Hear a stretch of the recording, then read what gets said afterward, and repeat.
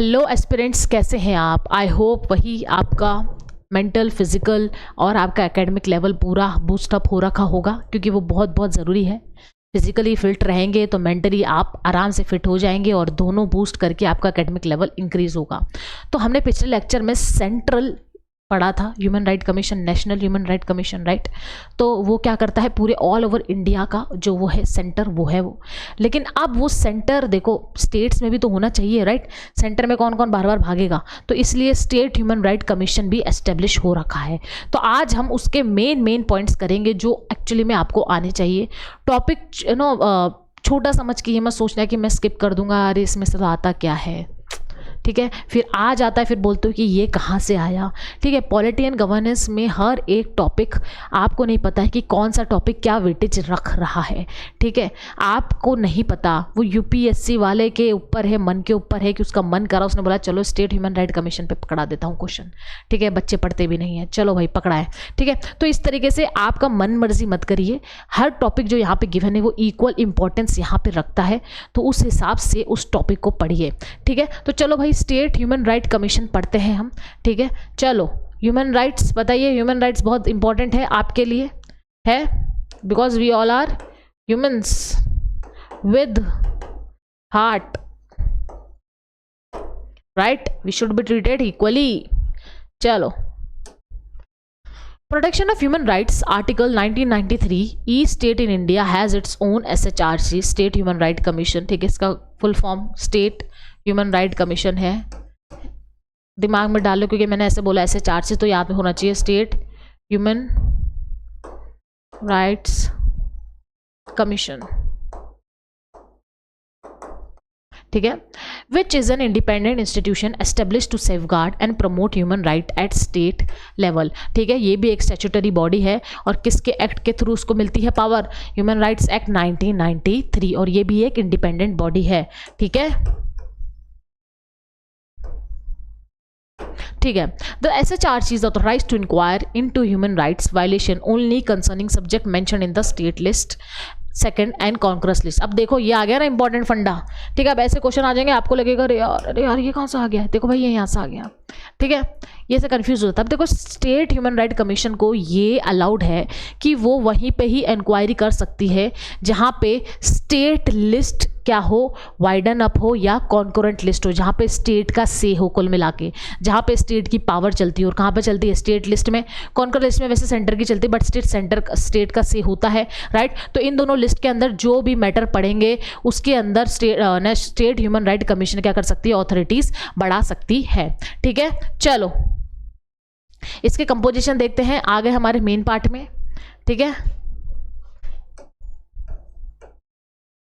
चलो कंपोजिशन देखते हैं। इसका चेयरपर्सन होता है रिटायर्ड चीफ जस्टिस और जज ऑफ अ हाई कोर्ट, ठीक है। जज ऑफ ए हाई कोर्ट भी इसके अंदर आ सकता है, क्या था, chief justice of India retired, लेकिन यहाँ पे जज ऑफ ए हाई कोर्ट भी लग सकता है चेयरपर्सन, या retired chief justice of high court, ठीक है।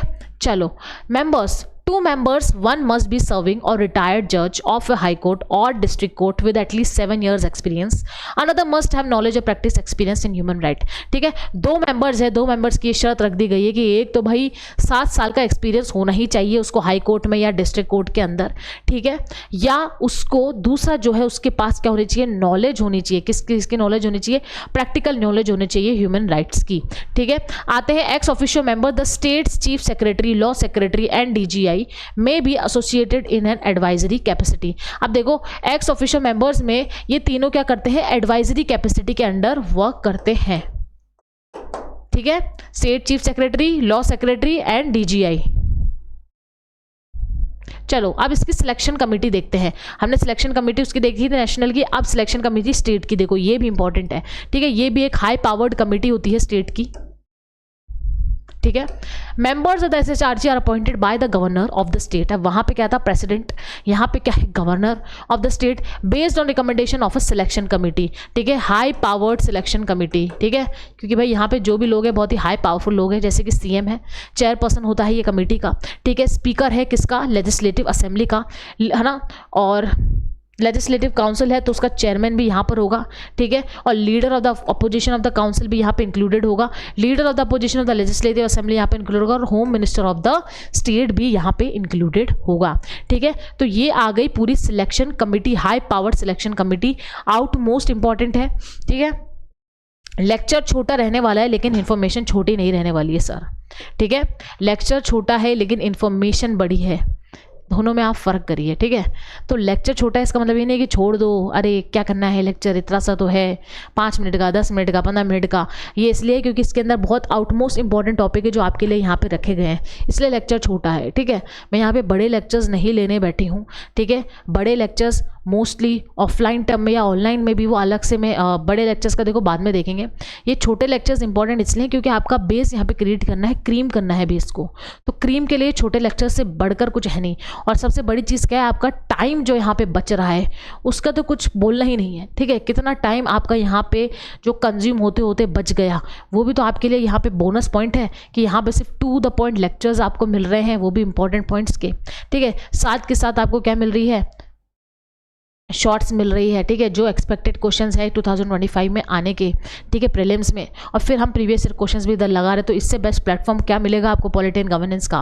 और पॉलिटी एंड गवर्नेंस क्या मार्क्स कैरी करती है, at least 10% of your UPSC paper. So that's why guys I will only recommend you to please study hard, and in fact उन जगहों पर hard करिए स्टडी जहाँ पर आपको लगता है कि हाँ भाई यहाँ से तो प्रिडिक्टेबल है, ठीक है। हम अनप्रिडिक्टेबल को प्रिडिक्टेबल इस सीरीज के थ्रू कर सकते हैं, ठीक है। तो कम से कम प्रेडिक्टेबल चीज़ों के लिए तो आप तैयारी करिए जो आपसे प्रेडिक्ट हो सकती है, राइट। चलो अब आते हैं टर्म ऑफ ऑफिस पे, ठीक है। The chairperson and members hold office for 3 years और until they attain the age of 30। अब देखो मैंने सबसे पहले आपको बताया था इंडिपेंडेंट बॉडी है ये,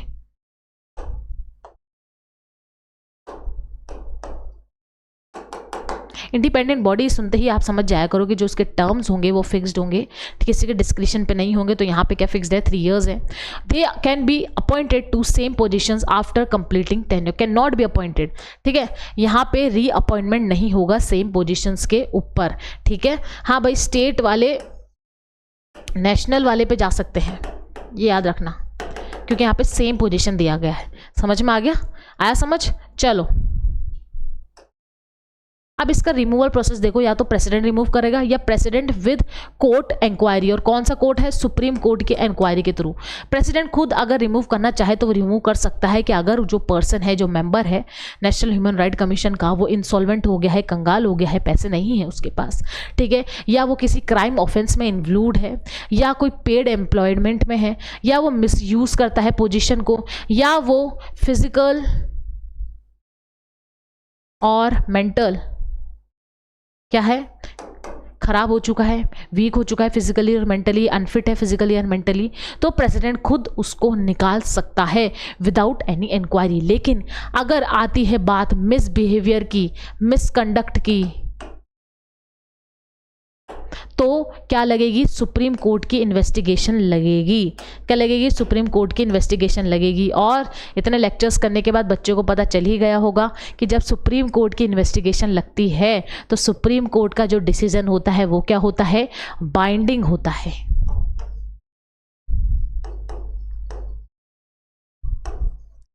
ठीक है, तो ये बाइंडिंग होता है। तो इस तरीके से हमारा रिमूवल होता है। अब देखो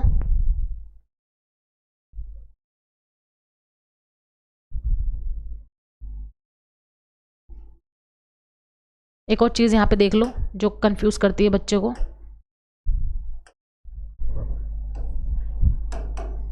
ये कलर दिख रहा है क्या, या एवरग्रीन रेड लूं? स्टेट ह्यूमन राइट कमीशन का जो अपॉइंटमेंट होता है और रिमूवल होता है, अपॉइंटमेंट कौन कर रहा है, गवर्नर, और रिमूवल कौन कर रहा है, प्रेसिडेंट। ये याद रखना, ये मत खो जाना कि स्टेट ह्यूमन राइट कमीशन है, नहीं भाई रिमूवल भी गवर्नर कर रहा होगा, नहीं भाई जो रिमूवल है वो कौन कर रहा है, प्रेसिडेंट कर रहा है स्टेट ह्यूमन राइट कमीशन का, ताकि भाई जो स्टेट गवर्नमेंट है वो उसको इन्फ्लुएंस ना कर सके। ठीक है, इसलिए यहाँ पे रिमूवल कौन करता है, प्रेसिडेंट करता है, प्रेसिडेंट की डिस्क्रिशन होती है। समझ में आ गया ये बेसिक सा डिफरेंस। ठीक है, अपॉइंटमेंट और रिमूवल में स्टेट ह्यूमन राइट कमीशन का। ठीक है, ऐसे क्वेश्चन आ जाते हैं, कंफ्यूज कर जाते हैं बच्चे को। चलो भाई, अब आते हैं कैन द, अच्छा क्वेश्चन, चलो क्वेश्चन नहीं है, चलो अच्छा वो पॉइंट वाला क्वेश्चन नहीं है, चलो ये समझने वाला क्वेश्चन है और बहुत इंपॉर्टेंट क्वेश्चन है गाइज ये। चलो देखते हैं इस क्वेश्चन को। कैन द एंटायर, ठीक है, can the entire human right commission be dissolved और मेड डिफंक्ट? बताओ, क्या स्टेट ह्यूमन राइट कमीशन, मतलब कोई स्टेट चाहता है कि भाई हम ह्यूमन राइट कमीशन ना बनाए, तो क्या ऐसा हो सकता है? हाँ भाई, हो सकता है।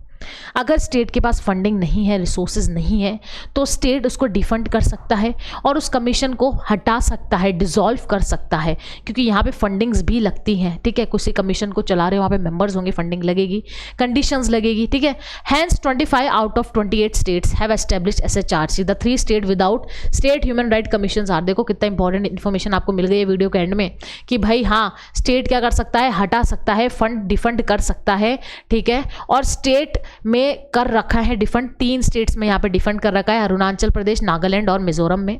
Yes it can in certain circumstances, या तो स्टेट गवर्नमेंट खुद बोलेगा कि भाई हमें ये स्टेट ह्यूमन राइट कमीशन नहीं बनाना है, या लैक ऑफ फंडिंग है तो भी ये नहीं बना पाएंगे और उसको डिफंड कर सकते हैं, या अमेंडमेंट और लॉ से state legislature can amend the law. ठीक है, स्टेट लेजिस्लेचर खुद लॉ के थ्रू इसको हटा सकते हैं। ठीक है, इस तरीके से स्टेट ह्यूमन राइट कमीशन को हटाया जा सकता है। Yes it can under circumstances, या तो स्टेट गवर्नमेंट का खुद का डिसीजन होगा, या स्टेट लेजिस्लेचर का डिसीजन होगा, या भाई फंडिंग ही नहीं होगी तो कैसे बनेगा। ठीक है, लैक ऑफ फंडिंग होगी। ठीक है, तो इस तरीके से yes the entire state human right commission can be dissolved और be defuncted. Yes it can, yes sir it can guys। ठीक है, समझ में आया आपको? आ गया समझ कि हाँ भाई डिफंक्ट हो सकता है, यस इट कैन।